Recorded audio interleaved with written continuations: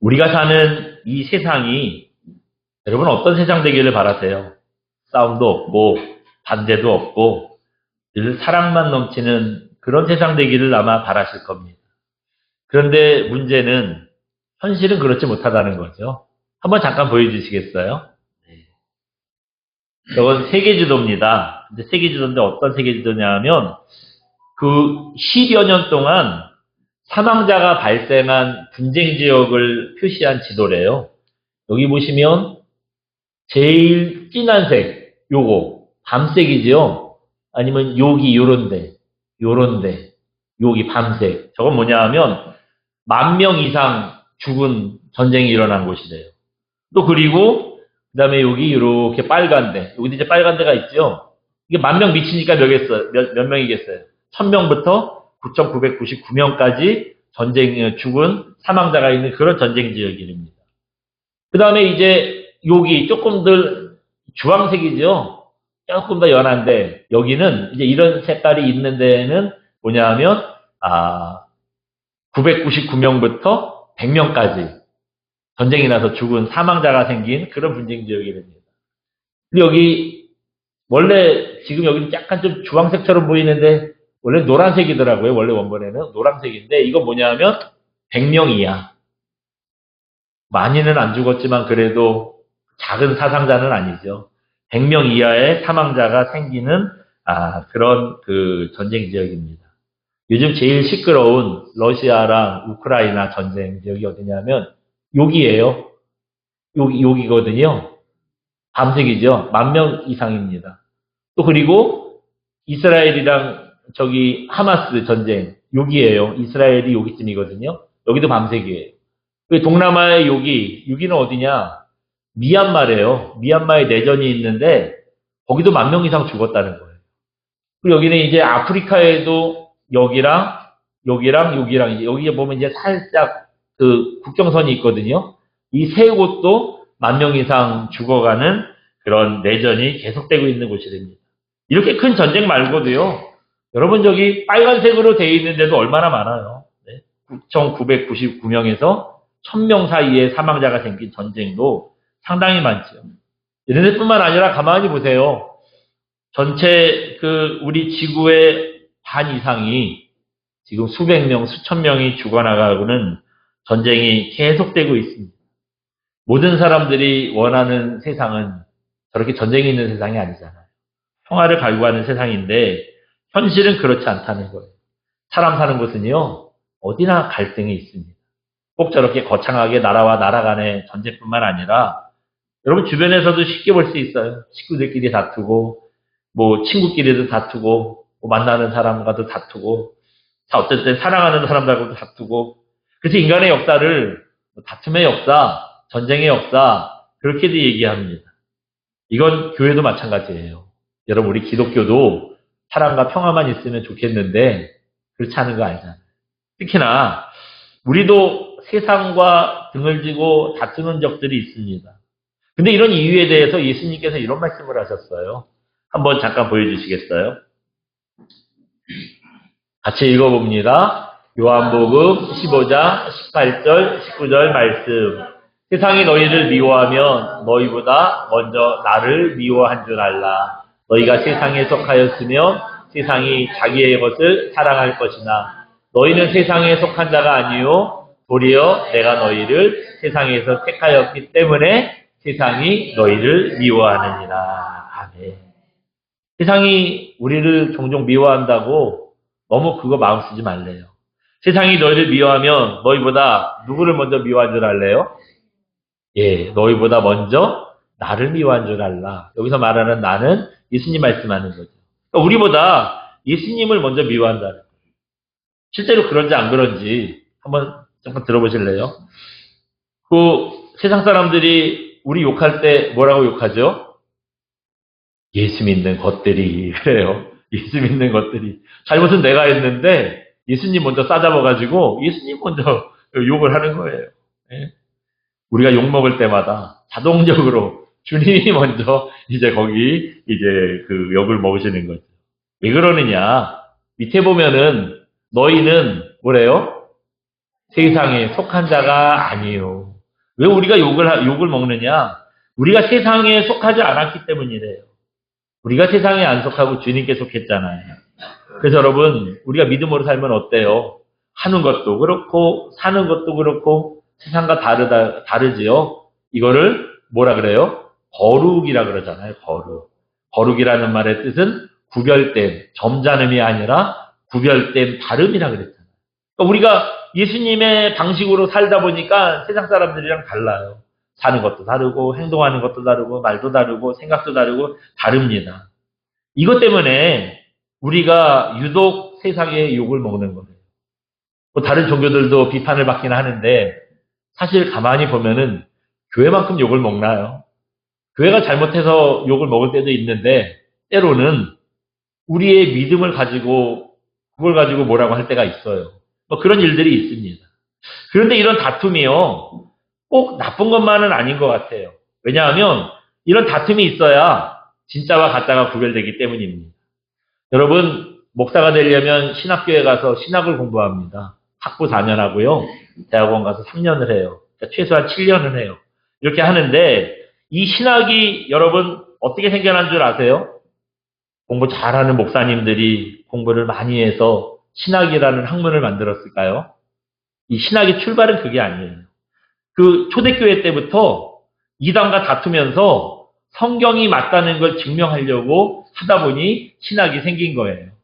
사실 성경 여러분 읽어보면 아시겠지만 뭐 하나님에 대해서 여기서 얘기하고 저기서도 얘기하고 예수님에 대해서 여기서도 얘기하고 막 저기서 어떻게 보면 굉장히 뭐 여기저기 많이 얘기가 흩어져 있잖아요. 그렇다 보니까 성도들이요, 초대교회 때 성도들이 뭐가 성경적인지 잘 모르는 거예요. 그리고 막 안 그래도 헷갈리는데 이단들이 와서 이렇게 얘기하고 저렇게 얘기하니까 들어보니 또 그 말이 맞는 것 같아. 그래서 이단의 유혹에 빠지는 거죠. 그래서 교회 지도자들이 이단의 교리가 틀렸다는 걸요 쉽게 가르쳐 주려고 여기저기 흩어져 있던 성경에 여기저기 흩어져 있던 내용들을요 하나님에 대해서, 예수님에 대해서, 성령님에 대해서, 뭐 구원에 대해서, 교회에 대해서 이렇게 주제별로 일목요연하게 정리를 했어요. 그게 바로 신학인 겁니다. 그러니까 교회를 위협하는 이단이 생긴 덕분에 신학이라는 학문이 생겼고 이것 때문에 우리의 신앙이 더 체계적으로 될 수 있었던 거죠. 그런 의미에서 이 다툼이 꼭 나쁜 것만은 아닌 것 같아요. 만약에 이단이 없었으면은요, 우리도 믿기는 믿는데, 뭐 구원에 대해서 여기서 이 얘기하고 저기서 이 얘기, 조합이 안 되는 거야. 그래가지고 막 이렇게 믿는 게 맞는 건가, 저렇게 믿는 게 맞는 건가, 우리가 헷갈렸을 거예요. 근데 이런 이단 덕분에 또 이렇게 우리가 체계적으로 신앙을 가질 수 있게 됐잖아요. 근데 오늘 본문을 보시면, 오늘 본문도 그렇습니다. 오늘 본문 우리가 읽어보신 대로 모세와 이집트 왕 바로의 싸움입니다. 근데 이 싸움도 싸움이라 그래서 무조건 나쁘다고 할 수 없어요. 왜냐하면 모세와 바로가 다툼을 한 덕분에요. 세상과 교회가 뭐가 다른지, 하나님과 교회가 뭐가 다른지를 우리가 알 수 있기 때문이에요. 그래서 우리가 오늘 본문을 통해서 세상과 교회의 다른 점이 뭐냐 잠시 좀 생각을 해보겠습니다. 오늘 본문의 내용이 이렇습니다. 여러분 읽어보신 대로 모세와 아론이 이제 종으로 잡혀있는 이스라엘 백성들을 해방시키려고요. 애굽왕 바로를 만나러 처음으로 간 거예요. 여기서 이제 좀 보내주십시오. 우리 이스라엘 백성들 보내주십시오 했더니 바로가 뭐라 그래요? 여호와가 누구냐? 나는 여호와가 누군지도 알지 못하겠고 이스라엘 백성들 보내지도 않겠다. 그렇게 반응을 하죠. 그랬더니 또 모세가 말합니다. 우리 히브리 사람의 하나님께서 우리에게 명절을 지키라고 명령하셨습니다. 그러니까 우리를 명절을 지킬 수 있도록 보내주십시오. 안 그러면 하나님의 그 무서운 칼과 질병이 우리를 칠지도 모릅니다. 그런 말씀을 했어요. 바로가 이 모세의 말을 믿질 않는 거죠. 그래서 이스라엘 사람들 보내달라는 요구를 단칼에 거절합니다. 여기까지가 이제 우리가 읽은 본문의 내용이에요. 이런 오늘 본문을 통해서 세상과 그 교회가 다른 점이 뭐냐 한 가지 알 수 있는데요. 한번 보여주시겠어요? 같이 한번 읽어봅니다. 모세와 바로의 싸움은 세상 권력과 하나님 권세의 싸움입니다. 이 모세와 바로가 싸운 게 무슨 싸움이래요? 세상의 권력과 하나님 권세의 싸움이라는 거예요. 무슨 뭐 서로 뭐 힘 자랑하고 알력 다툼하는 게 아니라 하나님과 세상의 싸움이었다는 거예요. 모세가 바로를 찾아가서 이스라엘 백성들 보내달라고 하죠. 이거는 이 하나님의 그 주권과 세상의 권세가 붙은 거예요. 여기서 바로가 뭐 순순히 모세의 말 듣겠어요? 아까 말씀드린 대로 2절 보시면 이런 반응을 해요. 우리 2절 한번 읽어볼까요? 5장 2절입니다. 시작. 바로가 이르되 여호와가 누구이기에 내가 그의 목소리를 듣고 이스라엘을 보내겠느냐? 나는 여호와를 알지 못하니 이스라엘을 보내지 아니하리라. 아멘. 바로가 뭐라 그래요? 첫 마디가 뭐냐 하면 여호와가 누구이기에 그렇게 얘기했어요. 나는 하나님 누군지 모르겠다는 거예요. 그러니까 여호와가 무슨 뭐 보내라고 했는데 내가 그 말을 왜 들어? 이스라엘 백성들 안 보내. 그렇게 얘기한 거예요. 여러분 이 바로의 말은요. 단지 이스라엘 사람들 안 보내겠다. 그런 차원의 얘기가 아니에요. 하나님께서 어떤 분인지 모르니 하나님 없이도 나는 살 수 있다라는 호언장담이죠. 여러분 어떻습니까? 이 바로의 말이 가만히 보니 세상 사람들의 말이잖아요.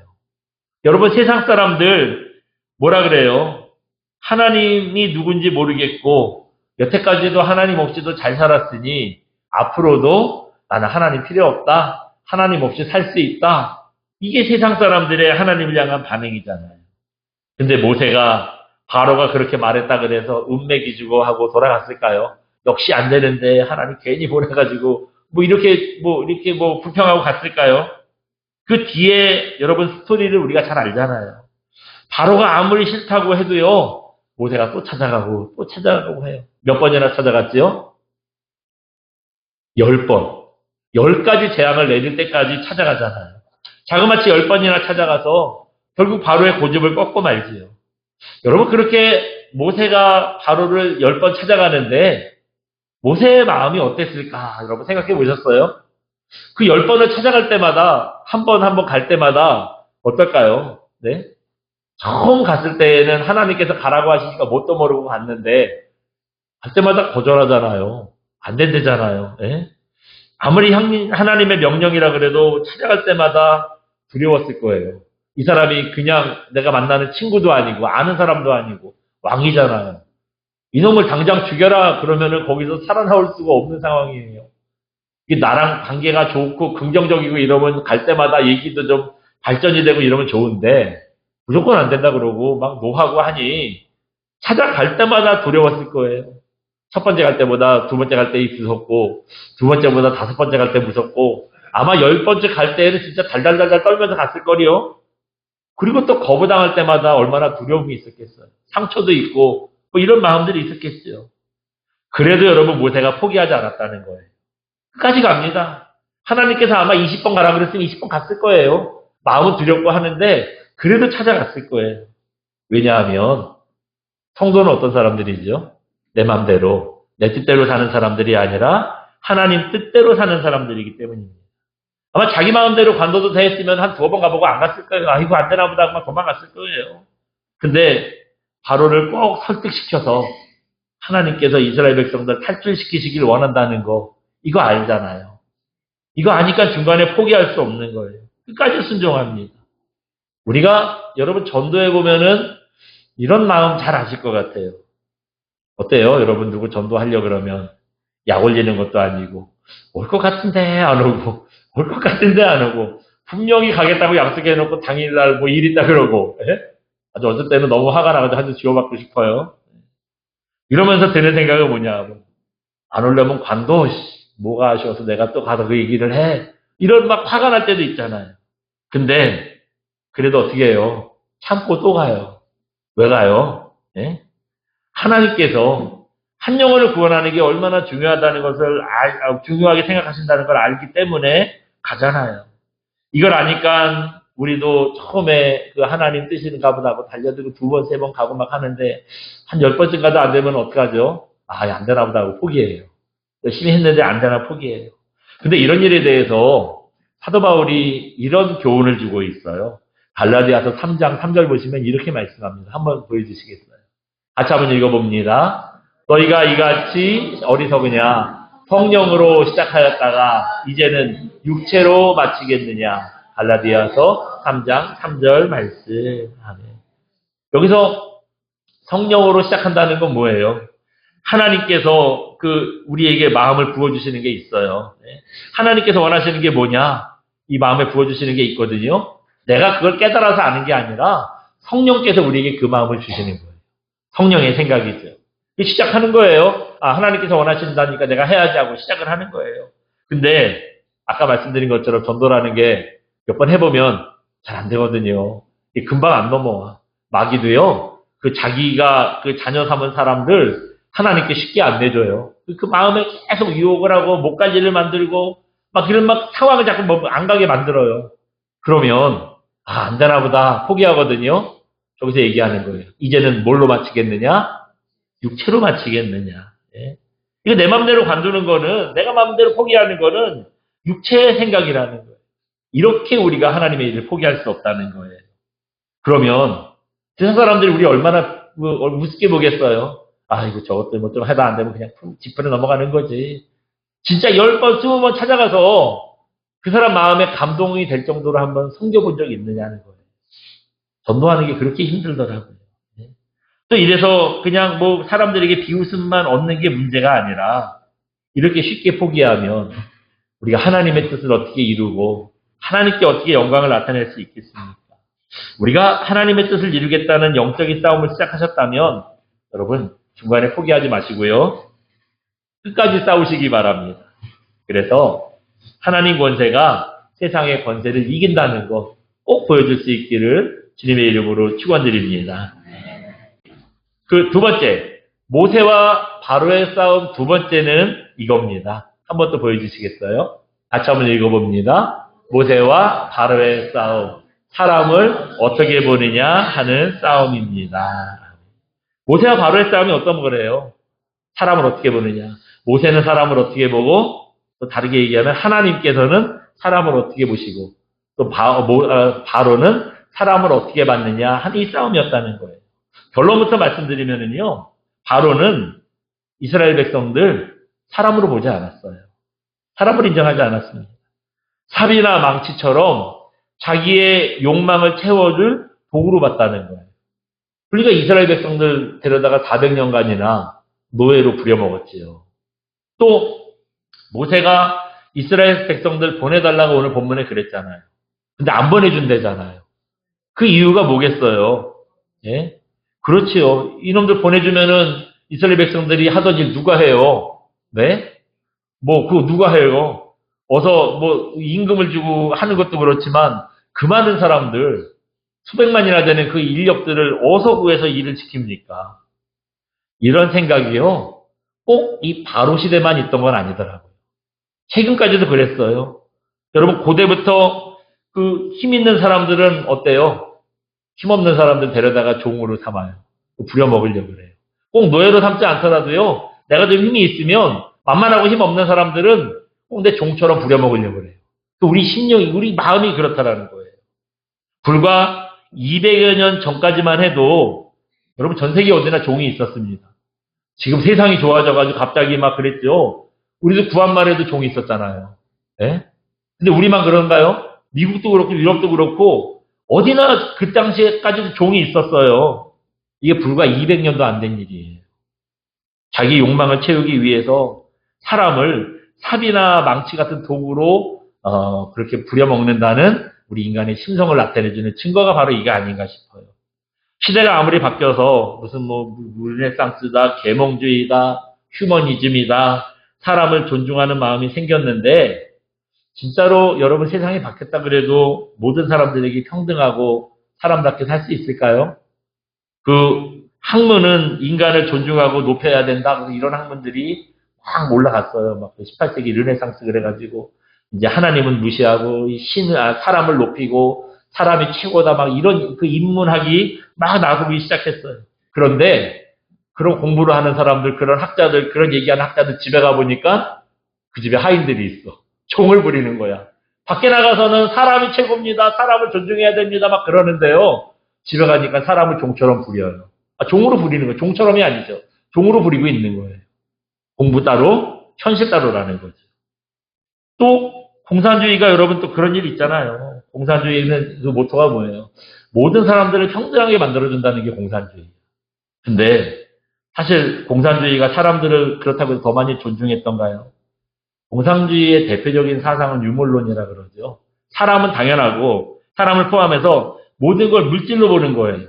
그러니까 물질로 보니까 여러분 뭐 물건 쓸 때 필요 없으면 버리잖아요. 얼마든지 버리는 거예요. 사람도 버려요. 어떻게 버리냐면 죽여서 버려요.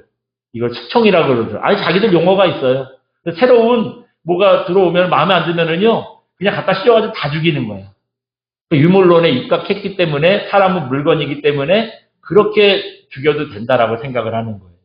그래서 공산주의가 들어갈 때 여러분 어떤 일이 있어요? 부자라는 이유로 무슨 뭐 좀 배웠다는 이유로 안경 썼으면 죽었대요. 또 종교인이라는 이유로 공무원이었다는 이유로 아무튼 별의별 핑계를 다들 사람들 막 죽이는 거예요. 북한이 그랬잖아요. 소련이 그랬고 중국도 그랬고 캄보디아도 그랬고 베트남도 그랬고 공산주의가 시작될 때는요. 어느 곳에나 다 이렇게 피바람이 불어요. 평등한 세상을 만들기 위해서 평등하지 않은 사람들을 다 죽여야 돼. 그래서 누구만 남아요? 평등한 사람들만 남는 거예요. 그래서 평등한 세상을 만들겠다고 하는 거예요. 근데 그렇다고 해서 공산주의가 평등해졌던가요? 평등해지긴 했어요. 모두가 다 못 사는 그런 수준으로 평등해졌어요. 공산주의 사회가 차별은 민주주의보다 더하는 것 같아요.